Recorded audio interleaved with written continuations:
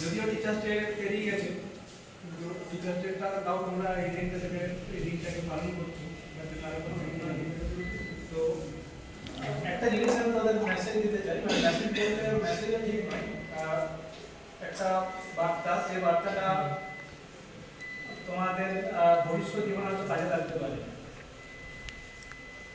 অনেক সময় দেখবে তোমাদের বিভিন্ন ক্ষেত্রে একটা কাজ করছো, বারবার করে করে সেটাতে সাফল্য পাচ্ছ না।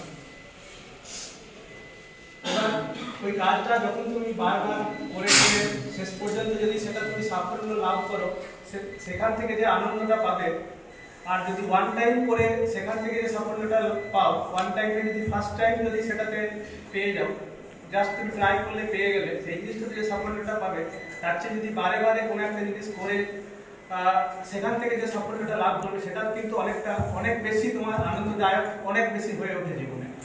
তো এই কথাটা বললাম, কারণ তোমার পরবর্তীকালে যখন চাকরির ক্ষেত্রে দেখবে বিভিন্ন সময়ে তোমরা চেষ্টা করে যাবে, বারে বারে হচ্ছে না, কিন্তু সেখান থেকে যদি তোমরা হাল ছেড়ে দাও, তোমরা হাল এটা ছেড়ে দাও, বিশেষ করে বেঞ্জের ক্ষেত্রে এটা আমি বলছি যে 1 বছর ট্রাই করলে চাকরির ক্ষেত্রে, সরকারি চাকরির ক্ষেত্রে ট্রাই করলে, 2 বছর ট্রাই করলে হলো না, কিন্তু থার্ড টাইমে গিয়ে দেখছো অনেকে হয়তো পেয়ে গেলে চাকরিটা।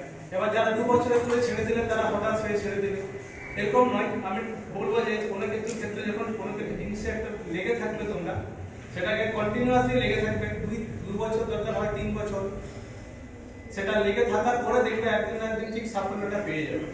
এই বার্তাটা আমি তোমাদের দিলাম। Thank you.